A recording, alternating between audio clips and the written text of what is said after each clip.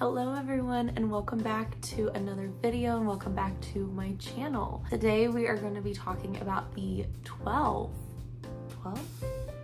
books that I read in the month of September. Now, I just want to start this by saying for some reason I felt like I didn't read a lot this month, but then whenever I finally sat down and pulled out the books that I had read, I ended up reading way more than I thought I did. 12. That's really good. I did read a wide range of book genres, which was nice as well, so I have a good mixture to talk about today. I feel like I had some really good ones. I also had some not so great ones, which is disappointing. Today I'm just going to be quickly going through them, telling you what I rated them, and just doing a quick review over each of those 12 books. So let's get on in today's video. So the first book that I read this month was The Only Survivors by Megan Miranda. Now, this book, it was about a girl named Cassidy who was one of 9 survivors of a school accident. So there's a group of high school students who went on a field trip, and their 2 vans ended up getting in this big car accident, and there were only 9 kids who survived. And so in this story, it's many years later, it might be like 10 years down the line, and this group of 9 survivors, they decide to meet up on the day of the anniversary every single year to kind of commemorate that date, and also to just remember and reflect on all the friends and people who passed away during that accident. And so they end up meeting at this house that they're renting out in the Outer Banks, which immediately I was like, I want to read that because it's in the Outer Banks. I have seen the show, the TV show on Netflix, and I really wanted to read a book set in that same setting. But however, this year is a little different because one of their members actually died a few months before they're supposed to meet, and so they end up going, and it seems like there's someone who is targeting each of them. Weird stuff starts happening at their house, and I'm just gonna leave it at that. I rated this book a 3.5 stars. The reason why I gave it 3.5, at first I really enjoyed it. It's really cool how the author wrote the chapters in this book, because each chapter, or in between each chapter, you get a flashback from each of the 9 survivors' perspectives of what happened that night of the crash. And it seems like they're all harboring this guilt over something that they did or something they didn't do on that really scary night, led to so many people who ended up dying. And so you get little pieces of that night every other chapter, and everyone seems guilty of something, or it seems like everyone has some secret about that night. And so it makes you wonder, okay, who is this person who is targeting them? Is it one of their own? Is it someone else? And the whole time you're just struggling, you're bouncing back and forth trying to guess who it is. And that's what I really liked about this book. However, I felt like the story kind of dragged at first. It took a while for me to get into it. It took probably a solid 100 pages before I really started getting into the story. Then whenever it started picking up, I did kind of guess a few things, which I really wish I didn't guess certain things. The ending, I just felt like the big twist that happened wasn't what I was expecting, and it was kind of not what I wanted out of it. It felt very rushed within the last few chapters, and it didn't seem like it fit the story. It didn't seem like it fit how it should have been going, and I think that's why I rated it 3.5. I still really enjoyed it. Like I said, I really liked how the author wrote the chapters, how you were slowly getting little snippets of that night and trying to kind of piece together what happened. I just feel like the twist and the ending is what kind of made me rank it a little bit lower, and the slower beginning. The next book I read this month was The Measure by Nikki Erlich. The premise behind this book is basically all of a sudden there's this day where everyone gets this box on their doorstep, and inside this box it says the measure of your life. So if you want to know how long you're gonna live, if you open the box, there will be this string inside. Some people have short strings, some people have long strings, and it's basically telling you how long you have to live. I did end up rating this a 4 stars. It really opened my mind when I was reading this book to what would I do in this situation? Would I want to see? Would I want that knowledge? Or would I rather just live in ignorance and just live my life how I've been living? And then you think, what would I change? If I knew, then if I had a short string, there's so many things that I could try to go and accomplish, and bucket list items. You could kind of make sure you're living your life to the fullest if you knew, but at the same time, you don't want to force it. You don't want your life to be dictated by what a string says. So this book really, like, I found myself bouncing back and forth on what I would choose. It does follow 8 different characters, and they're all living in different type of backgrounds, demographics, and all that. It's really interesting getting to see all the different perspectives, to see who looked, who didn't, who had a long string, who had a short string, and seeing how their life changed because of having that knowledge or not having that knowledge. I liked how each of their stories interconnected. It definitely talked a lot about politics in this book, so if you don't enjoy that in books, I would maybe stay away from this one, because that was a heavy plot in this book, because it was taking place during a presidential election.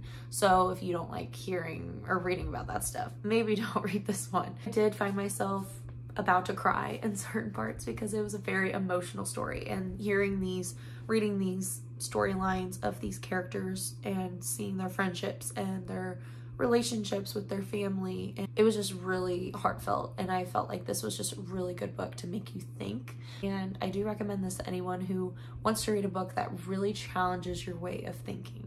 The next book I read was For Found Dead by Natalie D. Richards. This is one of my favorite YA thriller authors, just because the way she writes her books, she has such short chapters, and it's just right in the action immediately, right when you open to the first page, which I really appreciate about her writing style. This book follows a group of teenagers who all work at a movie theater, and when they're in this movie theater, it's the last night before the movie theater is going to shut down for business, like completely. At night, things start to go kind of weird. Their manager ends up disappearing, along with the keys that lead to their cell phones, so they literally can't get to their cell phones. And the doors lock, the power goes out, all these things start to go wrong. And then all of a sudden they find a dead body.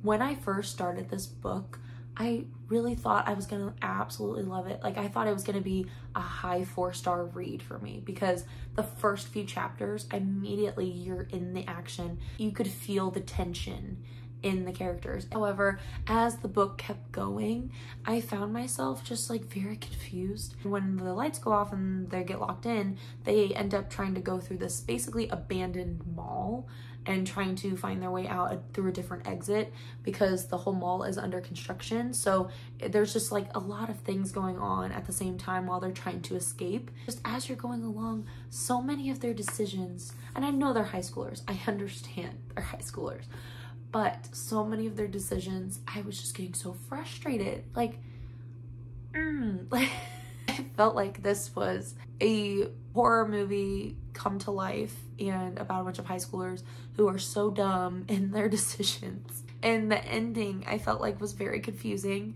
I understood what happened, but certain characters, the certain choices that they made, and the person who was hunting each of them down, just none of it made sense to me. I ended up rating this a 3.75 stars because it was still a very fast-paced read. And when you sit and think about, okay, these are high schoolers who are not going to be making these super smart decisions, then it makes you think, okay, I can appreciate and understand why they made certain choices. And I still really enjoyed the atmosphere. I enjoyed the setting in this just like abandoned dark mall. I feel like this would be a perfect movie. The next 2 books that I read was King of Battle and Blood and Queen of Myth and Monsters by Scarlett St. Clair. This is actually an ongoing series, and I didn't know that when I started these. I thought it was just a duology, and it turns out the second book ends on a cliffhanger, and there is a 3rd book that's going to be coming out, I think, next year. So that really threw me off. These 2 books are basically about this girl who ends up marrying this vampire king in a neighboring kingdom, who is slowly going across the world or the continent and trying to basically conquer all the different kingdoms. And so she ends up marrying him to save her kingdom. While she's there, she decides she's going to try to kill him in order to save her world, to save her people. Things go from there. So it is a romance, so you do get to see how her relationship with this vampire king evolves. You do get a lot of behind the scenes of why he is the way he is, which I did enjoy. I ended up rating this a 4.25. I gave it this rating just because I felt like I kept comparing it to Serpent and Wings of Night, by Carissa Brabant, and I loved that book, and I feel like I kept comparing it to that, and it wasn't living up to that. It was good, and I did like the relationship between the two characters. However, it just wasn't living up to that expectation, and I think that's what kind of overshadowed this book for me a little bit, and why I didn't rate it higher than I did. It did have a lot of spice in it, which I was not prepared for, and I didn't really enjoy. I wish there was a little less of that in here and more of their relationship instead of just focusing on all the physical. But besides that, the politics of this world and watching the main character trying to maneuver through this vampire world and survive, I thought was very interesting. And I did really like the main character because she was very strong and fierce, and she just had such a strong will, and I love that in my main characters, so that's why this one got a 4.25. And Queen of Myth and Monsters, this one ended up getting a 4 stars. I didn't like this one as much as the first one, and you do learn a lot in this book. However, I felt like the ending was rushed, and it did leave on a cliffhanger, which I was not prepared for. I did like the relationship between the two characters. I felt like they got a lot stronger in their relationship. This one also had a lot of spice in it, so it did focus a lot on the physical stuff. However, it did work more on the deep parts of their relationship, which I did enjoy. The next 3 books that I read are The Housemaid by Frida McFadden, Secrets Never Die by Vincent Ralph, and The Troop by Nick Cutter. Now, these 3 books I did read and film a video for, where I read thrillers for a week and just rated and reviewed them. It's spooky season now. I will be releasing that video next week. So if you're interested in what I rated them, you can stay tuned for that video next week. So I'm not gonna tell you what I rated them or talk about them in this video, just because I give a lot of thoughts in that video for next week. So I did read these 3 though as well, and I have a lot of thoughts. I'm just gonna leave it at that. The next book I read was Things We Left Behind by Lucy Score. This is the 3rd book in the Knock 'Em Out series, and it is a romance. I was very much looking forward to this book this year. It focuses on a couple in the trilogy that I wanted to read ever since I started the first book. I ended up rating this one a 4 stars. It is a standalone. However, it is an interconnected standalone with the other 2 books. So I do recommend reading those 2 first, because you see a lot of the first 2 couples in this book, and it will spoil you for things that happen in their books. So I do recommend reading those first. I know a lot of people are talking about this book right now, so I'm not gonna go too deep into it. It was not my favorite of the 3 books, even though I really wanted it to be. This couple, I was really looking forward to reading their story. However, I just felt like it was so long. Like, look at how thick this book is. It was so long, and I do like that in certain books. I'm excited to read a long book because you get a lot of those characters, especially if you love those characters. However, I just got so annoyed with these 2 characters. It focused a lot on their physical relationship and not so much on their like genuine feelings for each other. Even though they have this history, I thought that they were gonna have this like amazing passion and like thoughts and feelings towards each other. However, it was more enemies to lovers. They hated each other, and it slowly turned into love. I ended up giving 4 stars because I did enjoy the book while I was reading it. However, there were parts where I just felt like it was too long and drawn out, and I felt like they could have focused more on the couple rather than all the other side plots that were happening at the same time. I love Lucy Score's writing. I love her characters. I love the world. I think that's what gave it a 4 stars for me, is because it was in this town, and you get to see a lot of the characters from the first 2 books, which I loved their scenes. I loved seeing them in this book, and I think that's what really saved this book for me. The next book I read was The Bite by Z.W. Taylor. This one is a YA fantasy about werewolves. So if you're a Twilight fan, you would probably like this book. I will just start off by saying that this book does not have any romance in it.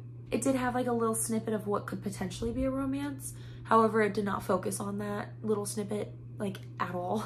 There is a second book that I think is coming out later this year, so I'm hoping I'll probably read that second book just because I want the romance that possibly started in this book. It's about a girl who is escaping from an abusive ex. She ends up fleeing into like Canada, and she's like driving out in the wilderness, and stuff happens. Her car breaks down and she ends up getting bitten by some creature. Spoiler alert, it's a werewolf. She ends up getting taken in by this man who is a werewolf, and he's trying to teach her how to become a werewolf. It was very interesting in that it shows you the process of, it wasn't just, oh, you got bitten, now you're a werewolf, you can change into one whenever you feel like it. It shows you the very painful process of turning into one. And the way it's described is it takes 3 full moons before you are officially a werewolf.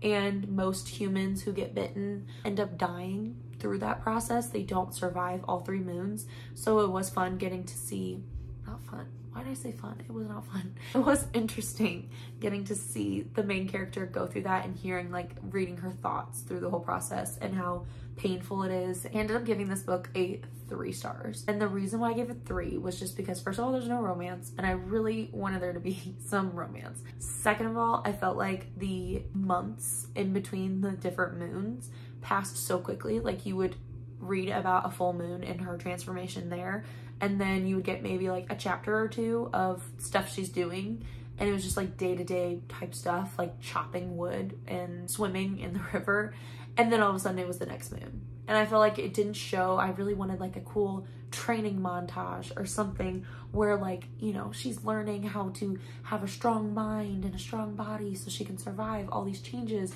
But it didn't feel like that. It felt like very rushed. It is a shorter book. It wasn't that long, and it was very fast, easy to read, which I know some people really enjoy, which is great. But for me, I just felt like it was missing a lot of things that would have really pushed it higher. It was still a solid YA fantasy book. If you want to read about werewolves and learn about that process and what that looks like, great, please read it. But for me, I'll probably read the second book when it comes out, just because I want to see what happens with the potential romance plot. A little seed that was planted in this one. The next book I read was Ballad of Nightmares by Jack Whitney. This book was an adult fantasy book. I will just start by saying this book has trigger warnings. Very first page. I do recommend you reading that before reading this book. It is a dark romance, which I haven't read a lot of dark romances before, and I'm really glad I read the trigger warnings before going into it because it prepared me mentally for what I was about to read. This is about a girl who is basically going from kingdom to kingdom, conquering different kings, like basically assassinating all these different kings in these kingdoms. And eventually she gets to the last kingdom, which is Death's kingdom. Yes, Death is a character in this book. It is a romance between her and Death. Now, his name is not actually Death. He goes by Sam. His full name is Samarius Cain. You get to see her meet this guy named Sam when she comes to this kingdom. And you get to see her trying to work her way to get to the castle where Death lives, where she wants to seduce and then kill him so she can basically say she conquered Death, and then by then she would have conquered all the different kingdoms in her realm or in her universe. It was very interesting. I ended up rating this a 4 stars. The world that you're in I thought was really cool. It was a different type of fantasy world than I was used to. It was very neat getting to kind of think about the way the kingdoms work, the way the governments in each kingdom work. And I really wish this book was one of those books that had a map at the beginning because I had a hard time picturing it. And I think that would have really helped me when I was reading this book. So that's my thought on that. I had very short chapters, so it was a very quick and easy read for me. I felt like I flew through this book. I really liked seeing the 2 characters meet for the first time.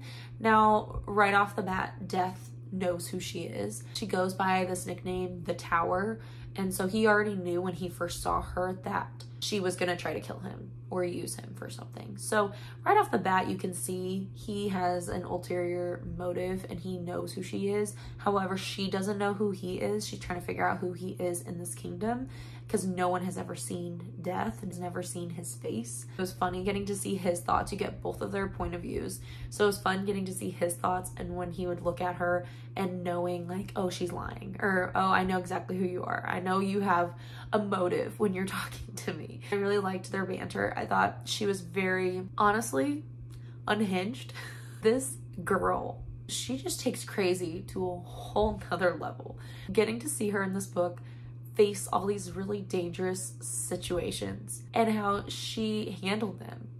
Like just basically laughing in the face of danger the whole time. She's just so literally unhinged. I don't know what other word to use to describe her. Maybe manic? I don't even know, but I laughed so much when I was reading this book because I thought she was so funny. I will say this is a spicy book, so when you're reading, just be prepared for that. At first, it is very much a physical relationship. However, it slowly morphs into more of an emotional relationship. And that's what really solidified this book as a 4 stars for me. I loved their relationship later on in this book. I felt like they had a deep connection, and I was worried at first that it was just gonna be physical the whole time. And there's some books, for some reason, where it's a romance and they are like friends with benefits, like it's strictly physical. However, they eventually say they love each other, which I just don't find that realistic. I'm sorry. I don't find that realistic. There's no way that you're just gonna sleep with each other the whole time and never have any meaningful conversations and fall in love. I said what I said. In this book, I actually got to see their conversations. You get to see how they care for each other, and I loved that. That's what really rated this a 4 stars for me. The ending, it does have a little bit of a cliffhanger, not so much. It leads you in though, because this is a duology. The second book is not out yet, which I did my research and I have not seen. I don't even know if it's been written yet. I don't know when the second book will come out. I will read the second book when it comes out because I did enjoy the couple in this book. And the last book that I read this month was Truly Darkly Deeply by Victoria Selman. This was such a good book to end the month on. So it's about this girl whose father figure, it was her mom's boyfriend, many years ago, ended up getting arrested and convicted for a many murders. She ended up being convicted as a serial killer. It's many years later. She gets a letter in the mail from him from prison saying he wants to talk because he is dying. And so she is like debating, trying to figure out, do I go and talk to him because he is a serial killer? However, you get to see this inner struggle within her, trying to decide if she wants to go and speak with him because she did love him and he was a father to her and treated her like how she always wanted her father to treat her. The way this book was written, it flashes back and forth between present day and her going into the prison to talk to him finally, and it flashes back to when her and her mom first moved to London, where her mother met him, and how their relationship progressed and how they kind of became a family. I ended up rating this book a 4.25 stars. I didn't go higher than that just because I'll explain that in a minute. I felt like, since I love Criminal Minds so much, it felt like a Criminal Minds episode, and I've watched episodes where the serial killer has a family and they had no clue that he was a serial killer. And that's kind of the case in this book. It was really cool getting to see from the main character's perspective as a child, as a young girl, having this father figure in her life, how he would do certain things. There would always be these kind of red flags, but in the moment, you don't think of your dad as having red flags. You wouldn't look at that and think, oh, that's a red flag, because you're not looking for it. You're not thinking, oh, he's a serial killer, he's bad. It felt very realistic. Like this, I could easily see this being something that happened to someone who was a serial killer. I believe the author took a lot of inspiration from certain serial killers when she wrote this book, so I feel like that's what gave it so many realistic scenes. Loved seeing the struggle of someone who is kind of living with this guilt of, what could I have done? If I had figured it out sooner, I could have saved lives. What if he's innocent? Because the whole time in this book, he's pleading innocent. She's wondering, is he guilty? Even though he got convicted for the murders. It had a pretty big twist at the end. I kind of had an inkling of what that twist was gonna be. I sort of guessed it at the beginning, but then I kind of forgot about it because a lot of things happened and it kind of made me forget that theory that I had at the very beginning. I feel like it made sense with how it ended, and it had a lot of thoughts and feelings of how someone who was in this situation would actually feel. And I feel like that's the whole thing, where if there's serial killers, you never focus on the family of the serial killer. You always focus on all the murders and the people he killed.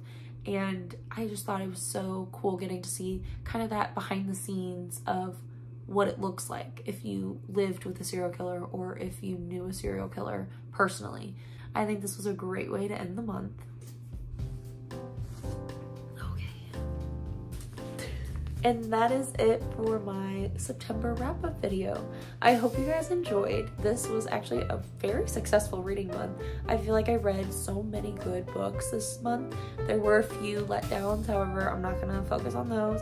I'm so incredibly excited for October. I have so many good books that I'm already just itching to read. I'm just pumped, and it's now spooky season, so that's even better.